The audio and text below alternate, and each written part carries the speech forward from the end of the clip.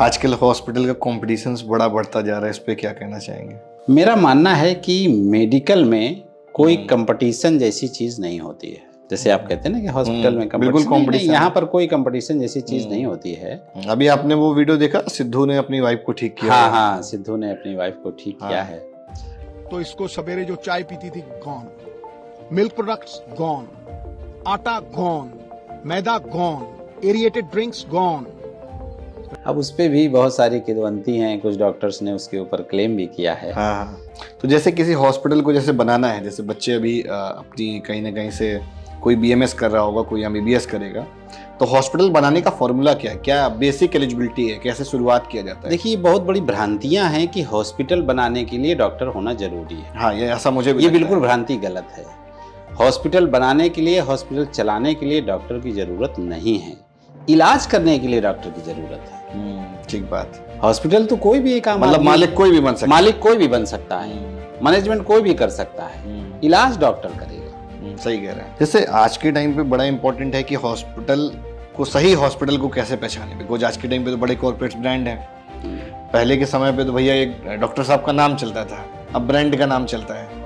तो ये पहचाना कैसे जाएगी भाई, डॉक्टर के पास जाए कि ब्रांड के पास जाए? हाँ, ये बड़ा मुश्किल काम है, लेकिन मुझे लगता है कि ब्रांड के पास जाने में ज़्यादा अच्छा होता है, क्योंकि ब्रांड के पास बहुत सारे ऑप्शन होते हैं और वो अपने ब्रांड वैल्यू को बचाने के लिए कोई गड़बड़ काम नहीं करता है।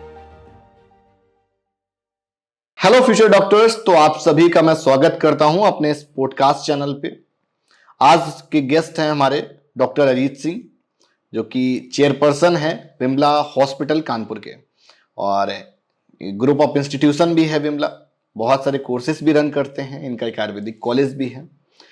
बट आज हम सिर्फ बात करने वाले हैं कि भाई हॉस्पिटल को कैसे रन करें, कैसे इस्टेब्लिश करें, यह सर ने कैसे इस्टेब्लिश किया, कैसे रन किया, और क्या ग्रोथ है, कंपटीशन कैसी है, या भविष्य में जो डॉक्टर बनेंगे वो करेंगे क्या। तो मोस्ट वेलकम सर आपका हमारे इस करियर किक नीट चैनल पर। थैंक यू निखिल जी, धन्यवाद और नमस्कार आपके सभी दर्शकों का। आपने मुझे यहाँ पर मौका दिया। मैं doctor Ajit Singh, chairman Vimla family ayurvedic medical college, nursing college और फैमिली हॉस्पिटल कानपुर, जो विगत 10 सालों से कॉलेज को चला रहा हूँ। तो सर, जैसे आपने हॉस्पिटल कब बनाया, आपने अपनी क्वालिफिकेशन कहाँ से कंप्लीट करी? गांधी मेडिकल कॉलेज भोपाल से एमबीबीएस करने के बाद नौबस्ता एरिया में हॉस्पिटल की शुरुआत करी। वहाँ पर पिताजी का प्लॉट था 300 मीटर का, उसी में 2 फ्लोर बनाकर हॉस्पिटल की शुरुआत करी, फैमिली हॉस्पिटल करके।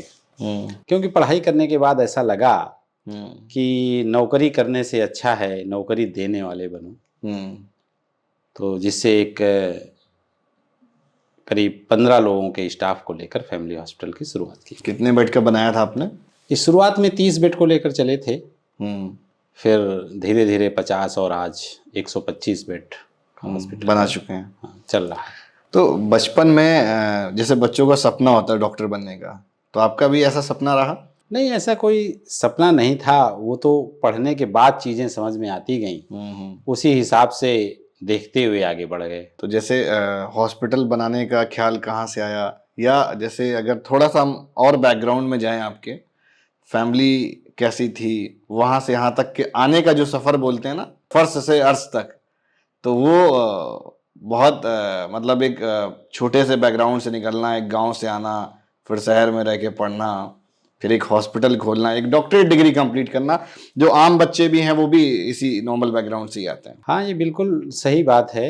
आप ये समझिए कि मैं एकदम शुद्ध किसान का बेटा, उस किसान के परिवार से आया हूँ, जहाँ पर उत्तम खेती, मध्यम वान, निखत चाकरी, भीख निदान वाले फार्मूले पे लोग जीते हैं। उनको सबसे ज़्यादा खेती भाती है। तो वहाँ से निकलकर 12वीं करने के बाद उच्च शिक्षा के लिए शहर आए। मैं अपने स्कूल में उधर गांव में हमेशा टॉप रहता था, बहुत होशियार स्टूडेंट्स में गिनती होती। लोग कहते थे कि ये कुछ करेगा, ये तो बहुत टॉप है, ये सब कुछ कर सकता है। लेकिन उसके बाद शहर में आने के बाद जब यहाँ कोचिंग कंपटीशन दिया तो एकदम धड़ाम पीछे हो गए। 1200 बच्चों का टेस्ट हुआ, उसमें से मेरा 800-900 नंबर आया। हमें तो लगा कि सारे सपने टूट गए, चकनाचूर हो गए। लेकिन फिर धीरे धीरे चीज़ें समझ में आई और मेडिकल कॉलेज में MBBS में एडमिशन मिला और उसको करने के बाद मैं आज आपके सामने हूँ। तो जैसे किसी हॉस्पिटल को जैसे बनाना है, जैसे बच्चे अभी अपनी कहीं ना कहीं से कोई BMS कर रहा होगा, कोई MBBS करेगा, तो हॉस्पिटल बनाने का फॉर्मूला क्या है, क्या बेसिक एलिजिबिलिटी है, कैसे शुरुआत किया जाता है? देखिए, बहुत बड़ी भ्रांतियां हैं कि हॉस्पिटल बनाने के लिए डॉक्टर होना जरूरी है। हाँ, ये ऐसा मुझे भी ये लगता बिल्कुल है। भ्रांति गलत है। हॉस्पिटल बनाने के लिए, हॉस्पिटल चलाने के लिए डॉक्टर की जरूरत नहीं है। इलाज करने के लिए डॉक्टर की जरूरत है। ठीक बात। हॉस्पिटल तो कोई भी एक आम मतलब आदमी- मालिक कोई भी बन सकता है। मालिक कोई भी बन सकता है, मैनेजमेंट कोई भी कर सकता है, इलाज डॉक्टर करेगा। सही कह रहे हैं। तो आप BMS करते हैं, BHMS करते हैं, MBBS करते हैं, नर्सिंग करते हैं, BSc नर्सिंग करते हैं, फार्मासिस्ट बनते हैं, इसका कोई हॉस्पिटल चलाने में माने नहीं है। बस बात ये होती है कि आपको उस क्षेत्र की जानकारी होती है तो आपको कोई बेवकूफ़ नहीं बना पाता है। ये सबसे बेनिफिट है, आप उसी फील्ड से जुड़े नॉलेज होते हैं। रहती है उसकी। नॉलेज रहती है कि दवा कहाँ से आती है, इसका बीमारी में इलाज कैसे होगा, इसकी जांचें कैसी होंगी, ये मशीनरी कहाँ से आती है, और CMO ऑफिस में कैसे बात करते हैं, कैसे किसको डील करना है, ये सब आपको आता है जब आप उसी फील्ड से होते हो। ये फायदा आपको मिलता है। वो लैंग्वेज आपको नहीं मिल पाएगी अदरवाइज। हाँ, वो नेटवर्क भी नहीं मिल पाएगा। इसलिए हॉस्पिटल चलाने के लिए डॉक्टर होना जरूरी नहीं है। आप हॉस्पिटल खोल सकते हैं, एक पैरामीटर है, मानक है। अब तो सरकार ने कहा है कि रेजिडेंशियल में भी आप हॉस्पिटल चला सकते हैं। अच्छा। और 300 स्क्वायर मीटर के ऊपर आप हॉस्पिटल चलाएं। अच्छा, ओपन कर सकते हैं। ओपन कर सकते हैं। उसमें मिनिमम 30 बेड का उन्होंने क्राइटेरिया रखा है कि 30 बेड के ऊपर ही आप OT चलाएंगे।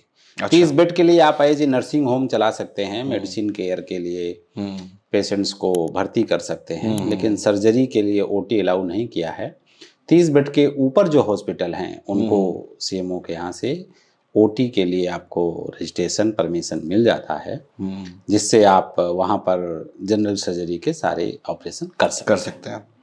तो आपने जैसे पहले 30 बेड का ही बनाया, शायद 25 बेड का। शुरू में ये नहीं था। शुरू में आप 10 बेड खोल लीजिए, OT बना लीजिए, पहले रूलिंग अलग थी। नहीं था। अब कुछ धीरे धीरे रूलिंग डिफरेंट हो रहा है, चेंज हो रहा है, कुछ क्वालिटी में इम्प्रूव हो रहा है। तो अभी आपके हॉस्पिटल में क्या क्या फैसिलिटीज हैं? हमारे यहाँ जनरल यानी टर्सरी 2, जिसको टर्सरी हॉस्पिटल कहते हैं, लेवल 2 का हॉस्पिटल है, जहाँ पे general surgery, medicine, gynae, paediatric, ये सारा डिपार्टमेंट है। वहाँ पर इन सभी की चीज़ें होती हैं। ओके। कितने बेडेड का है? 125 बेड का इस समय। लगभग पर डे का क्या फुटफॉल आ जाता है? लगभग उसमें मोस्टली 80-90% बेड फुल रहते हैं, क्योंकि हमारे यहाँ कई सारे कारपोरेट हैं। जैसे आयुष्मान भारत योजना है, तो आयुष्मान भारत योजना के पैकेज कम हैं गवर्नमेंट की तरफ से, लेकिन ठीक हैं। पर हम लोग as a no profit no loss में काम करते हैं कि आता रहे आदमी तो कुछ न कुछ देता ही रहेगा। आयुष्मान वाला इसी कांसेप्ट पे चलता है। इस फार्मूले से सभी का इलाज करते हैं, जिसमें अमीर गरीब सभी का इलाज होता है। अच्छा, जो प्राइवेट कंपनीज के जो इंश्योरेंस रहते हैं, तो लोगों को मानना है कैशलेस फैसिलिटीज, तो उसमें पैसा नहीं देना होता है। उसमें पब्लिक को पैसा नहीं देना होता है। एक्चुअली ये एक नियम बनाया गया कि पहले लोगों ने इंश्योरेंस करवा लिया, अब इलाज करवाने हॉस्पिटल गए, वहाँ से बिल लिया और उसको सबमिट किया। इसको रिम्बर्समेंट कहते हैं। ये रिम्बर्समेंट कहते हैं। तो उस कंडीशन में कंपनी कहती थी इसमें डॉक्टर की मोहर नहीं है, सील नहीं है, रजिस्ट्रेशन नंबर लाइए, कौन से किसने किया, ये बहुत सारे उसको सफ़र करना पड़ता है। इंक्वायरीज रेज हो जाती है। हाँ, इंक्वायरी रेज होती थी। जिनको पेशेंट, अब हॉस्पिटल को पैसा मिल गया, जब पैसा मिल गया, इलाज हो गया, तो हॉस्पिटल उसको बाद में इंटरटेन ही नहीं कर रहा है। जब इंटरटेन नहीं कर रहा है तो परेशान होता था। तो जो इसका रूलिंग है, गवर्नमेंट ने एक रूलिंग बना दिया कि अब डायरेक्ट हॉस्पिटल बिलिंग करेगा। ओके। पब्लिक से कोई लेना देना नहीं है। उसको थर्ड पार्टी TPA कहते हैं, थर्ड पार्टी अथॉरिटी उन्होंने बना दिया। पोर्टल में ही वो कर दिया। हाँ, उस पे वो कैशलेस आपको ट्रीटमेंट करेंगे। हॉस्पिटल उसकी सारी बिलिंग, जो भी इंफॉर्मेशन है वो उस कंपनी को देगा और उससे वो अपना निगोशिएशन करके बिल लेगा। अच्छा, मतलब पेशेंट की टेंशन खत्म हो गई। पेशेंट, इसी को कैशलेस ट्रीटमेंट कहा गया। ओके। एक चीज और, जैसे मतलब कुछ लोग होते हैं ना कि मतलब उनको हफ्ते 10 दिन में दिखाने आना ही होता है, मतलब बोलते हैं ना कि मानसिक बीमार हो जाते हैं, तो पेशेंट की काउंसलिंग करना कितना इंपॉर्टेंट हो जाता है? बिकॉज जैसे घर पे जो बूढ़े बुजुर्ग है ना, अगर उन्होंने हफ्ते 10 दिन दवा नहीं खाई तो उनको लगता है कि कुछ ठीक नहीं चल रहा है। तो इस तरह के पेशेंट आते हैं आपके यहाँ? थोड़ा सा ये काउंसलिंग करना टफ होता है, क्योंकि आजकल भारत में हर गली, हर मोहल्ले, हर घर में एक डॉक्टर बैठा है। मतलब वो डिग्री वाले नहीं है, वो डिग्री तो वाले नहीं है, उनको कुछ भी उन्होंने कहो तो दवा कहेंगे- खाई और दवा खाने में बस डॉक्टर उन्होंने बन गए। कहा कि भैया शुगर है, तो पूछेंगे कितनी शुगर है, क्या है, और बस बता देंगे कि ये कर लो वो कर लो, जड़ से खत्म हो गई शुगर। जबकि सही बात है कि मुझे आज तक पता नहीं चला कि शुगर की जड़ कहाँ है। तो इस वजह से जो पेशेंट होता है, जो आदमी है, आम आदमी है, वो बड़ा परेशान होता है। उसके रिश्तेदार मिलने उससे आए, उन्होंने कहा अरे ये है तो मैं किडनी डिसीज है, अरे ऐसा हुआ वैसा हुआ ये हो, तो वो कंफ्यूज हो जाता है। स्टोरी टेलिंग से बहुत कंफ्यूज होता हाँ, है। तो वो फिर आता है कि सर ये अब क्या करूं, मैं वो करूं, तो उनको हम लोग सीधे बताते हैं कि किसने बताया। आप उस डॉक्टर से, संबंधित डॉक्टर से, भाई मैंने एमबीबीएस करा है, मैं स्पेशलिस्ट नहीं हूँ, मैं यूरो नहीं हूँ, न्यूरो नहीं हूँ, तो मैं उसकी बात नहीं करता हूँ, मैं उसके पास भेजता हूँ कि आप जाइए उनसे कंसल्टेशन लीजिए। वो हजारों इसी चीज के मरीज देख रहे हैं, उनका एक एक्सपर्टीज अपना अलग है। अलग है, तो वो आपको ट्रीट करेंगे और उससे आपको लाभ मिलेगा, फायदा ये मिलेगा। पेशेंट को समझना पड़ेगा कि भाई बिल्कुल। सबकी स्टोरी आपके ऊपर फिट नहीं बैठ सकती। नहीं, ये शरीर है, और ये भगवान ने समझिए कि ऐसा शरीर बनाया है कि हर एक का डिफरेंट है। वही मेडिसिन आप में काम करेगी, दूसरे में काम नहीं करेगी। हर एक का स्ट्रक्चर अलग है, हर एक का सांचा अलग है, सब कुछ है। ये गाड़ी का पहिया नहीं है कि टायर पंचर हो गया तो साहब टायर बदल दीजिए, अब पंचर ही नहीं सेट कर होगी, दो, अब पंचर नहीं होगी। ये कोई फार्मूला इस पे नहीं चलता है। तो मतलब आपके कहने का मतलब ये है कि पेशेंट वाइज मेडिसिन भी अलग देनी पड़ती है। हाँ, उसके शरीर के क्षमता के, उसका जो इम्यून सिस्टम है, उसकी जो बीमारी है, डिसीज है, उसके हिसाब से उसको देखा जाता है। जैसे आजकल लोग बोल देते हैं कि भैया सस्ती दवाओं वाली भी कोई कंपनी आती है, बढ़िया जो है वो ले लो, अच्छी कंपनी की दवाएं लें। हाँ, ये चला, र्यूमर है या मतलब नहीं, एक्चुअलिटी इसमें है? है र्यूमर है, और ये ठीक बात भी है कि इस पे दवाओं में जो कुछ ब्रांडेड कंपनियां हैं, वो उस पे जो साल्ट होता है, टैबलेट है, मान लो पैरासीटामॉल है, पैरासीटामॉल एक साल्ट हो गया, अब इसमें कालपाल, निमका प्लस या डोलो, ये बहुत सारी कंपनियों के नाम कंपनीज हैं। हो गए। हाँ, तो ये कंपनीज उसमें कितनी क्वालिटी पे कितनी मात्रा, अगर उन्होंने कहा कि 650 mg है, तो 650 mg जो ब्रांडेड कंपनियां हैं उनकी गारंटी है कि 650 mg उसमें होगा। अब पता लगा उसमें 300 mg है, तो आपको असर ही नहीं करेगा। बिग 6.5 का हाँ, तो बस यही थोड़ा सा है। लेकिन अब कुछ ऐसी कंपनियां आने लगी हैं जिनमें ये सारा क्वालिटी, कुछ गवर्नमेंट ने भी इस पे रूलिंग की है कि जिससे वो पूरा साल्ट, पूरा ड्रग का पूरा सब कुछ करते हैं। तो अब जनता भी इसमें जागरूक हो रही है, और मोदी जी का भी अभियान है जो जेनरिक मेडिसिन का, वो भी अच्छा सफल हो रहा है। उसमें भी बहुत अच्छी दवाएं मिल रही हैं, और आम पब्लिक को सस्ते में अच्छा इलाज हो रहा है। लोग थोड़े सा उससे अवेयर भी हो जाएंगे, हाँ, सॉल्ट जानकारी हो पहचानने रही है, लगेंगे, सीधा जानकारी हो सॉल्ट रही है। परचेज करेंगे ना हाँ। उस पे। तो अब क्या कंसेप्ट क्या ये मोदी जी वाला? ये बहुत सारी जो कंपनियां हैं उनमें जो कुछ ने इसमें मोनोपोली कर रखी थी कि हमारा ब्रांड है, वही पैरासीटामॉल जो टैबलेट है वो 20 रुपए की है, उन्होंने अपनी मोनोपोली लेकर रखी थी। अब उसको तोड़ते हुए ब्रैकेट ब्रेक कर दिया। हाँ, 2 रुपए 3 रुपए की आपकी उसमें मिल रही है। और इन्होंने एक DPCU बनाया है, ड्रग प्राइस यूनिट, जिसको कंट्रोल करते हैं। तो उसमें इन्होंने कुछ दवाओं को ला दिया है कि ये दवाओं के प्राइस इससे ज्यादा हो ही नहीं सकते हैं। ओके, ब्रैकेट लग गया। हाँ, मतलब ब्रैकेट लग गया। उन्होंने लिस्टिंग कर दी कि इस पैरासीटामॉल टैबलेट या जो एंटीबायोटिक है, रेंज दे दी, कितने से इतने की ही दवा हो हाँ, सकती है। इससे ज्यादा रेट आप उसमें MRP पे नहीं लिख सकते हैं, मतलब लूट नहीं मचा सकते। हाँ, लूट नहीं मचा सकते। जैसे आज के टाइम पे बड़ा इंपॉर्टेंट है कि हॉस्पिटल को, सही हॉस्पिटल को कैसे पहचाने, बिकॉज आज के टाइम पे तो बड़े कॉर्पोरेट ब्रांड है। पहले के समय पे तो भैया एक डॉक्टर साहब का नाम चलता था, अब ब्रांड का नाम चलता है। तो ये पहचाना कैसे जाएगी, भाई डॉक्टर के पास जाए कि ब्रांड के पास जाए? हाँ, ये बड़ा मुश्किल काम है, लेकिन मुझे लगता है कि ब्रांड के पास जाने में ज़्यादा अच्छा होता है, क्योंकि ब्रांड के पास बहुत सारे ऑप्शन होते हैं, और वो अपने ब्रांड वैल्यू को बचाने के लिए कोई गड़बड़ काम नहीं करता है।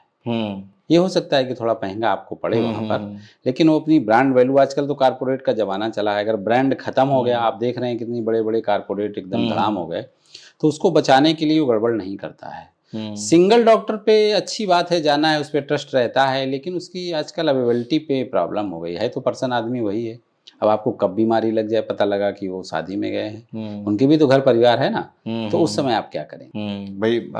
हाँ, तो दिक्कत तो देख के नहीं आती ना, नहीं आती है, वो कभी भी आ हाँ, सकती है। ब्रांड में जाएंगे, वहां पर तो 4 डॉक्टर है, ऑप्शन है, वहां पर कोई ना कोई आपको मिल जाएगा जो आपको ट्रीट कर देगा।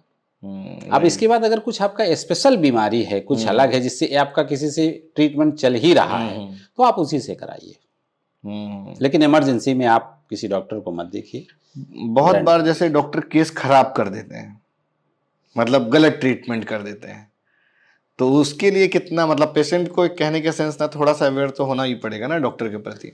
मुझे ऐसा नहीं लगता कि कोई डॉक्टर केस खराब करता है या गलत सर्जरी करता है, ये एकदम मिथ्या बात है। नहीं मतलब मेडिसिन ट्रीटमेंट की मैं बात कर रहा हूँ, सर्जरी वाली बात तो बड़ी बहुत प्रैक्टिकल है, वो सही ही करेगा क्योंकि सर्जन ऐसे बनते नहीं और वो उससे गलती हो नहीं सकती एक तरीके से। नहीं, मेडिसिन में भी मुझे लगता है कि माइक्रो मैनेजमेंट की ज़रूरत है, माइक्रो ही गलतियां होती हैं, नहीं तो गलतियां होती नहीं हैं। कई बार ये हो सकता है कि पेशेंट प्रॉब्लम पूरी डिस्क्राइब नहीं करता है।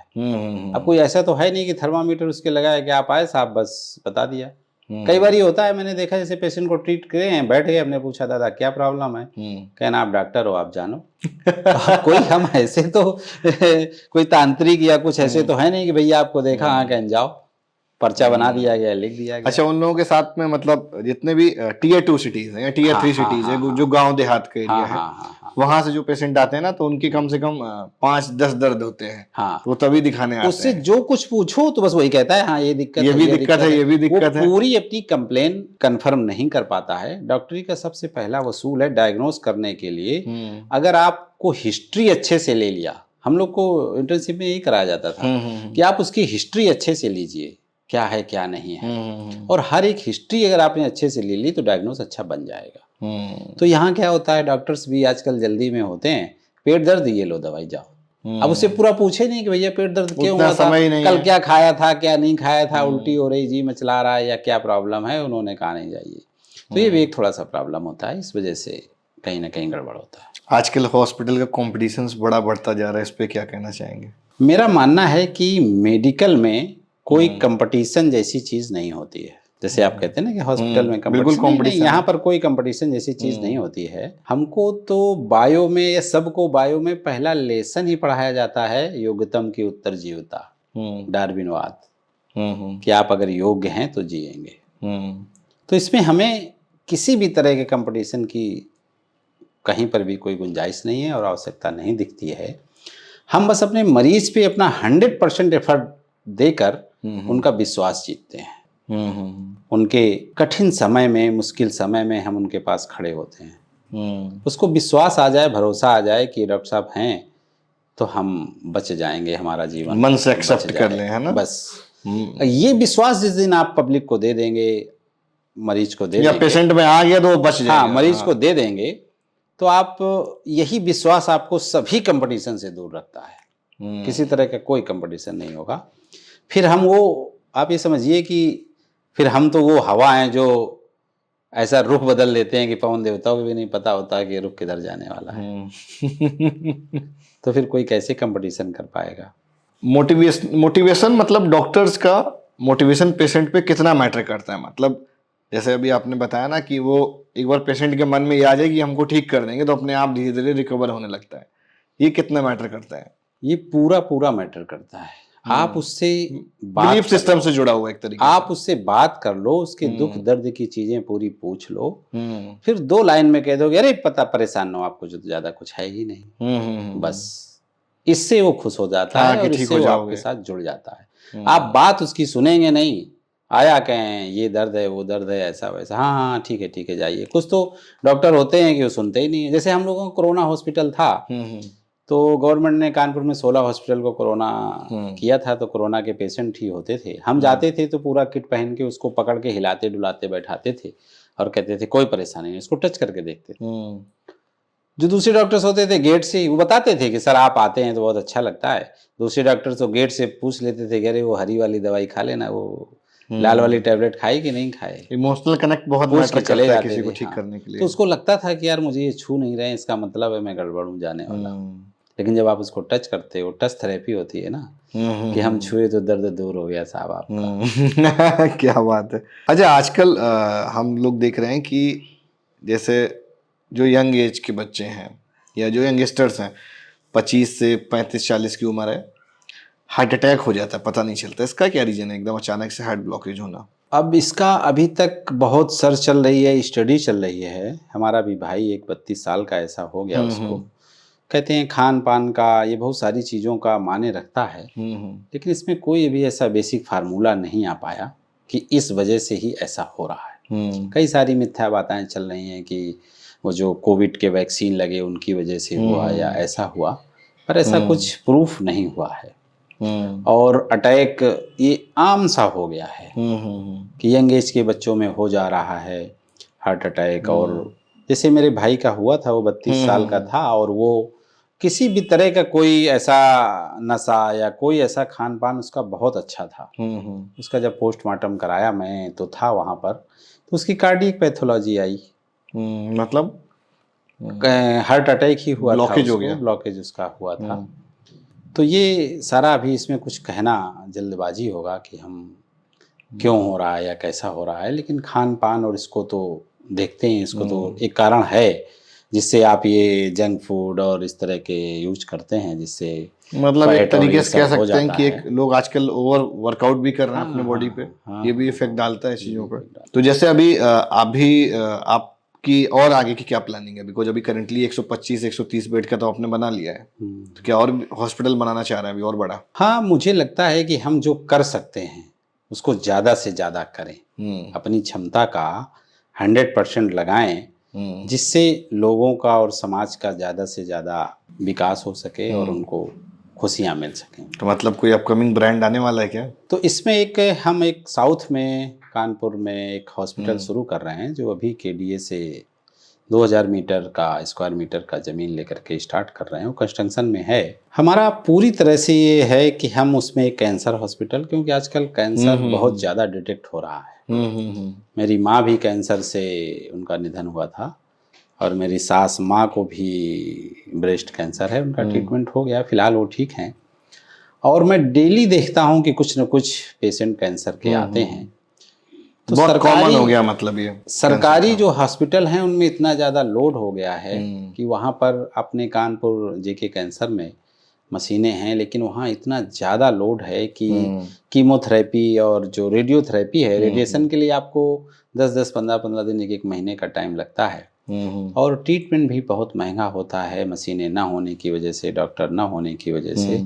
तो आम आदमी, गरीब आदमी इलाज नहीं करवा पाता है। कैंसर सोच लेता है कैंसर हुआ तो भैया इनका आखिरी समय आ गया, वो ट्रीटमेंट नहीं कर सकता। जबकि कैंसर का अगर अच्छा ट्रीटमेंट मिल जाए तो उसकी लाइफ साइकिल को हम बढ़ा सकते हैं, 5 साल, 10 साल, 15 साल उसको ज़्यादा जीवन मिल सकता है। अभी आपने वो वीडियो देखा, सिद्धू ने अपनी वाइफ को ठीक किया? हाँ, सिद्धू ने अपनी वाइफ को ठीक किया है।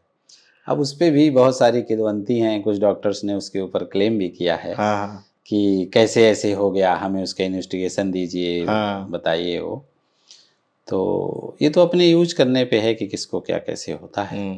तो एक कैंसर हॉस्पिटल खोलना है बड़ा, और एक जो हमारा विमला ग्रुप आयुर्वेदिक कॉलेज है वहाँ पर मेडिकल कॉलेज, और उसको यूनिवर्सिटी बनाना है जहाँ पर हजारों हजारों गरीब और अमीर बच्चे पढ़ सकें।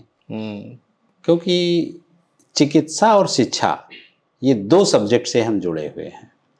तो चिकित्सा तो बाद में आती है, शिक्षा पहले आती है। अगर हम शिक्षित होंगे, शिक्षा होगी, तो हम चिकित्सा में कराने में भूलेंगे नहीं, भटकेंगे नहीं, कोई हमें बेवकूफ़ नहीं बनाएगा। और वहाँ पर डॉक्टर्स तैयार करना है, क्योंकि हम डॉक्टर हैं तो हमें पता है कि अच्छी नर्स कैसी होती है, अच्छा फार्मासिस्ट कैसा होता है, अच्छा डॉक्टर कैसा होता है, अच्छा पैरामेडिकल स्टाफ कैसा होता है। तो हम वहाँ पर एक टॉप क्लास के मेडिकल वर्कर्स कह सकते हैं, उनको तैयार कर रहे हैं, जो देश के कोने कोने में जाकर लोगों की खुशहाली लाएंगे। यही एक बड़ा सपना है जो मेडिकल यूनिवर्सिटी बनाकर ही संभव हो सकता है। बड़ा प्लान है, मतलब 5 साल 10 साल का? ये लगभग 5 साल में हो जाना चाहिए। 5 साल में हो जाना चाहिए। तो ठीक है, इसी के साथ हम इस पॉडकास्ट को सर वाइंड अप करेंगे। आपसे बात करके बहुत अच्छा लगा, और बच्चों को या जो भी लोग देख रहे होंगे उनको पता चलेगा कि भाई कैसे छोटे से एक हॉस्पिटल से स्टार्ट करके पहले 30 बेड से स्टार्ट किया, आज के टाइम पे 100+ बेड किया, और एक आपकी और लंबी प्लानिंग है। और चलाया कैसे जाता है वो आपने वो भी बताया, एस्टैब्लिश कैसे किया जाता है वो भी बताया। और अगर आप डॉक्टर बनोगे इन फ्यूचर तो आपको ये सारा सीखने को मिलेगा। Thank you so much.